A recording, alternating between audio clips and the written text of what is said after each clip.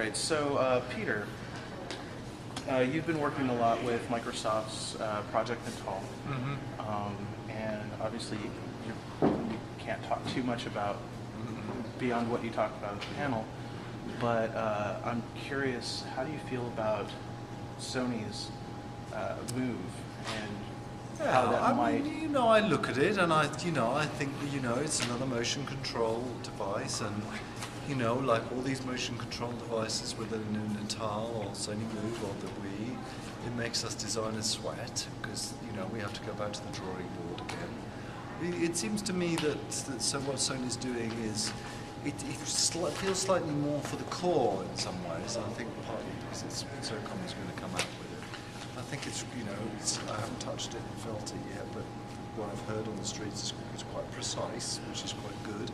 And I think for gamers, it's a great, another new thing to, get involved with. And, it feels like an obvious, it feels like it's obviously been inspired by the Wii. I mean, I think Sony would have kind of admit to that, which is fine. It's absolutely fine.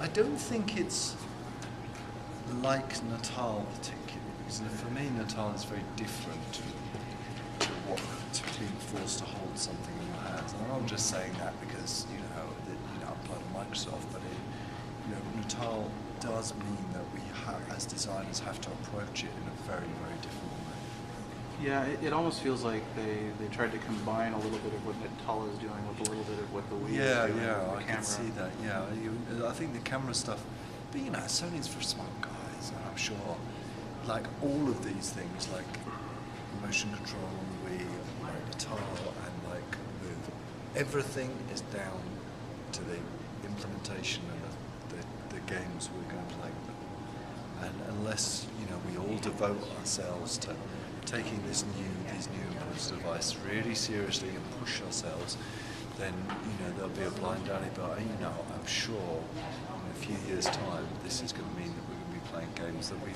can't even dream of today. Yeah, in the panel you mentioned you're hoping for some more joyous, emotional experiences. What does that look like to you? What did you have in mind? Well, it's just that I think now that we are getting sophisticated enough so that we don't have to rely upon, shock and horror, and we used to, as an industry, be obsessed with zombies, and I often invite people to send me game designs in. About 5 years ago, the most common game design was this. There's a colony ship containing the last remnants of humanity off the planet. The engine blows up, and you saw this 20, 30 times over, retold 20 or 30 times over. And what would be so interesting now is that the sort of ideas that people are playing around with are more, they're more subtle and more engaging. I think where we really stumble as an industry is that marketing finds it really hard to get their heads around.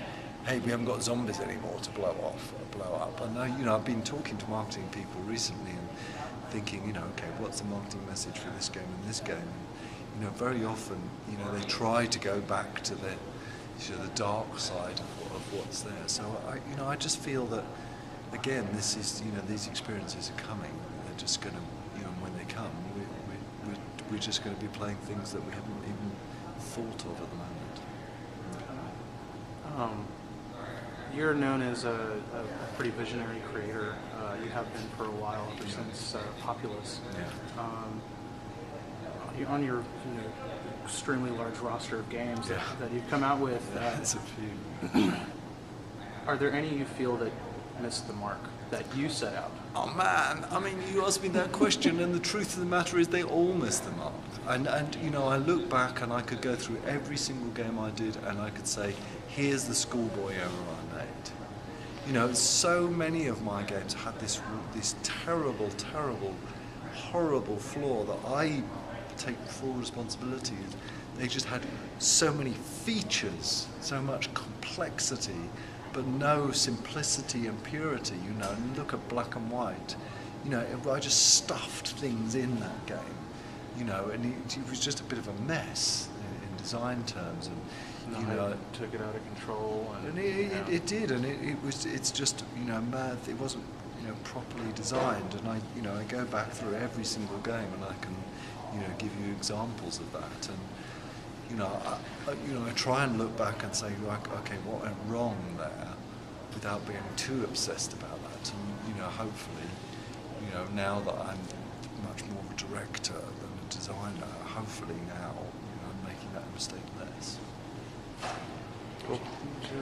Yeah, you in the Fable demo you showed, you had the touch Yeah. experience. Yeah. What value are you looking to add with that, and also what does the user get as far as a reward in the game? Well, yeah, there's two things about that. One is that it is so different having that touch mechanic. You know, if you the little demo that I gave where you dragged the beggar to sell him, people that do that feel guilt. They feel bad about doing it, and which they never felt bad when I said A and B. A to send into the factory, or B not to send into the factory. You know, the charming moment of walking around with your daughter is, you know, people felt light-hearted, they felt joyful just because they were holding this little girl and walking through the streets, and that gives an emotional engagement. Now, everything in Fable, and although I haven't gone into this in detail in the process, everything in Fable, everything you do can gain you what we call followers. Okay.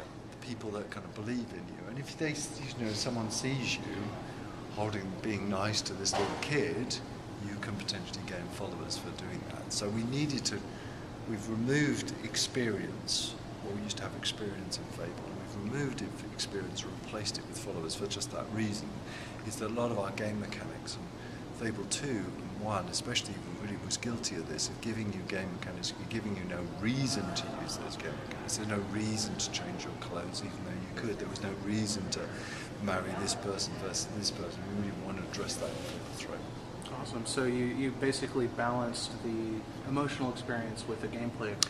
Yeah, it's just, you know, just making it an emotional experience and having the emotional experience for its own sake is not enough. There's got to be a reason to do it. There's got to be a gameplay reason. So now in Fable 3, when you get married, depending on who you get married and who you befriend and who you make an enemy, has a positive or negative influence on your followers, the people that are following you. So if, for example, you marry someone who's already in society, they bring with them a lot more followers. If you choose to marry, you know, some scurry maid from the slums, they have less followers. And, you know, I think that gameplay mechanic, you know, starts to work really well. Excellent. Well, thank you very much, Peter. Sorry. Okay.